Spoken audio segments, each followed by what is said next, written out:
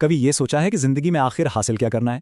اصل قیادت کی بنیاد اسی ایک سوال کے جواب میں ہے، مطلب ہر کام کو ایک واضح منزل کے ساتھ شروع کرنا۔ تو چلیں دیکھتے ہیں کہ یہ ایک چھوٹی سی عادت ہماری زندگی کو کیسے بدل سکتی ہے۔ اچھا، ایک لمحے کے لیے ذرا ایک منظر تصور کریں۔ سوچیں کہ کسی بہت عزیز کے جنازے میں شرکت کے لیے جانا ہے۔ جیسے ہی اندر قدم رکھتے ہیں تازہ پھولوں کی مہک آتی ہے اور ایک دھیمی غمگین سی موسیقی سنائی دیتی ہے۔ ماحول میں اداسی ہے لیکن سکون بھی ہے۔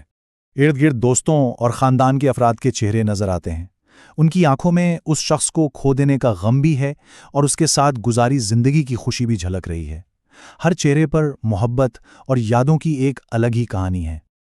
اور پھر جب آگے بڑھ کے تابوت میں جھانکنے کی ہمت ہوتی ہے تو دل ایک لمحے کے لیے جیسے رک سا جاتا ہے۔ سامنے اپنا ہی چہرہ نظر آتا ہے۔ یہ ہمارا اپنا جنازہ ہے، آج سے ٹھیک 3 سال بعد۔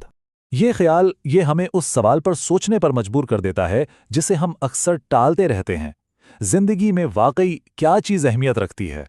ذرا گہرائی سے سوچیں، ہمارے گھر والے، ہمارے دوست، ہمارے ساتھ کام کرنے والے ہمارے بارے میں کیا کہیں گے؟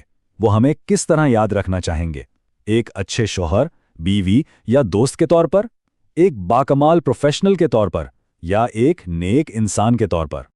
بس یہی اس عادت کا پورا خلاصہ ہے، یہ جاننا کہ جانا کہاں ہے، تاکہ ہر قدم، ہر فیصلہ اسی صحیح سمت میں اٹھے۔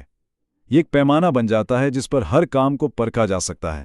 کیونکہ ہوتا یہ ہے کہ ہم سب زندگی کی بھاگ دوڑ میں، اس کی مصروفیت میں ایسے کھو جاتے ہیں کہ بس کام کرتے رہتے ہیں، یہ سوچے بغیر کہ کیا ہم صحیح سمت میں جا بھی رہے ہیں یا نہیں۔ یہ بات بہت گہری ہے نا؟ مطلب ساری زندگی محنت کر کے کامیابی کی سیڑھی چڑھتے رہیں اور جب چوٹی پر پہنچیں تو احساس ہو کہ ارے یہ سیڑھی تو غلط دیوار کے ساتھ لگی ہوئی تھی۔ سوچیں کیسی خالی کھوکھلی جیت ہوگی وہ۔ تو پھر اس کا حل کیا ہے؟ حل ایک بہت ہی سادہ سے اصول میں چھپا ہے۔ کسی بھی چیز کو بنانے سے پہلے اسے ڈیزائن کیا جائے۔ آئیے دیکھتے ہیں کہ یہ کام کیسے کرتا ہے۔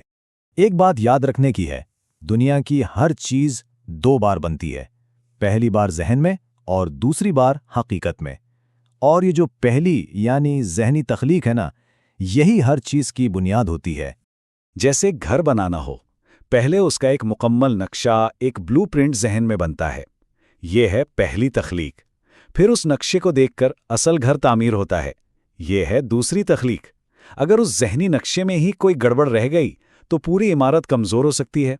اور یہیں پر لیڈرشپ اور مینجمنٹ کا فرق بالکل صاف ہو جاتا ہے۔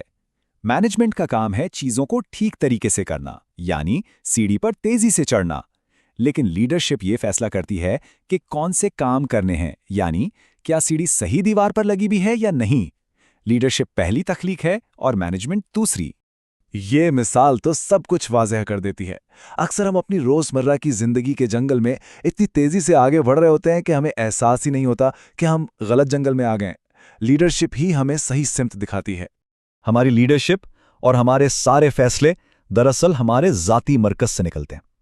یہ وہ بنیاد ہے جو ہماری پوری زندگی کو چلا رہی ہوتی ہے۔ مسئلہ یہ ہے کہ اگر ہمارا مرکز غیر مستحکم ہو، مثلاً پیسہ، شہرت یا دوسرے لوگوں کی رائے، تو ہم ہمیشہ بیرونی حالات اور اپنے جذبات کے رحم و کرم پر رہتے ہیں۔ یہ کچھ عام لیکن بہت کمزور مراکز ہیں۔ اگر زندگی کا مرکز پیسہ ہے تو ہر معاشی اتار چڑھاؤ بے چینی لائے گا۔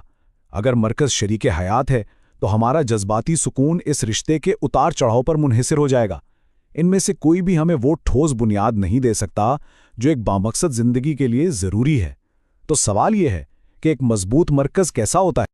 حل ہے ایک اصولوں پر مبنی مرکز، یعنی ایمانداری، انصاف، ہمت جیسی وہ سچائیاں جو کبھی نہیں بدلتی ہیں۔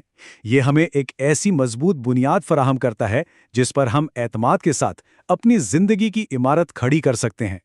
تو ان سب باتوں کو عملی زندگی میں کیسے لایا جائے؟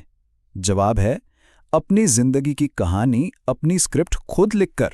دیکھیں، ہمارے پاس 2 ہی راستے ہیں، یا تو ہم حالات کو، دوسروں کو اپنی زندگی کی کہانی لکھنے دیں، یا پھر قلم اپنے ہاتھ میں لے کر خود اپنی کہانی لکھیں۔ انتخاب ہمارا اپنا ہے۔